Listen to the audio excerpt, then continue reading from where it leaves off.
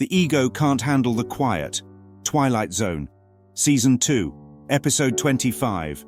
There's a difference between silence and suppression, and the silence isn't really about a man who talks too much.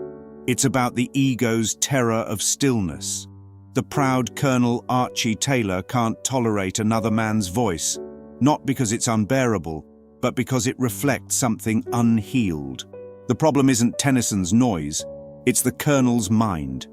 If the chatter were objectively offensive, everyone in the club would react the same, but they don't. Only Taylor is disturbed, and that reveals everything, because what disturbs is never out there. It's always a projection, just like judgment isn't about the judged. It's about what's been disowned in the self. Taylor sets the wager, $500,000 if Tennyson can remain silent for a year. But the silence he wants isn't peace, it's punishment.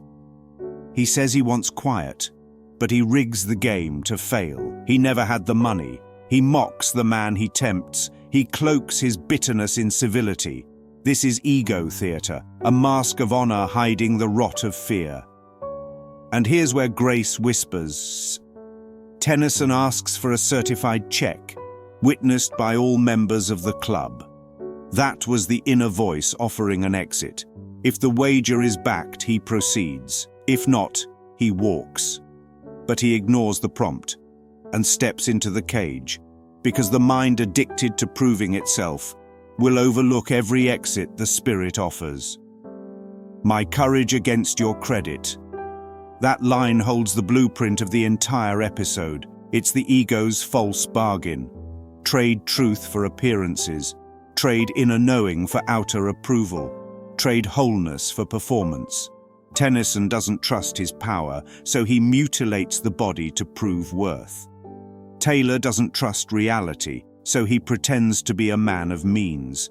But both are spinning the same wheel, wagering identity in the casino of form.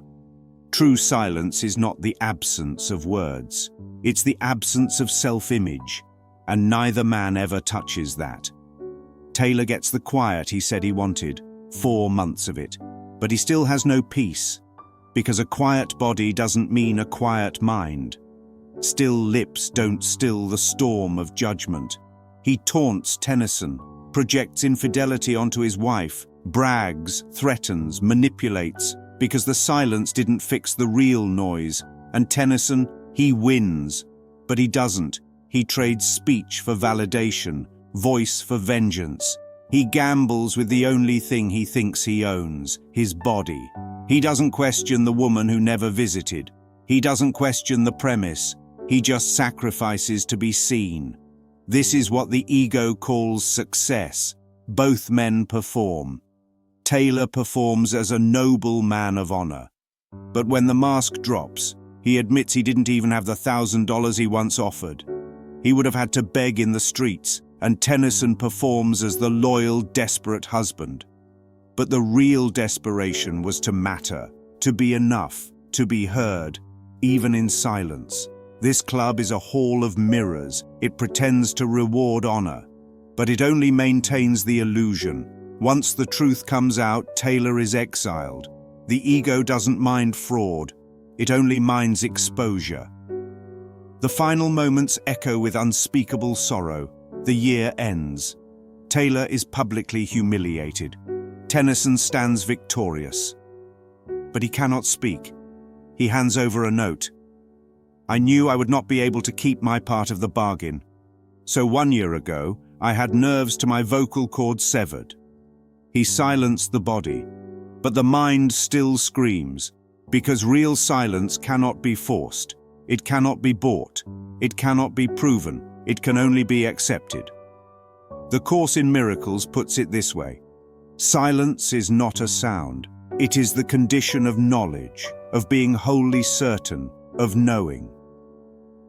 Workbook Lesson 125. Neither man came to know silence. They only made war with it.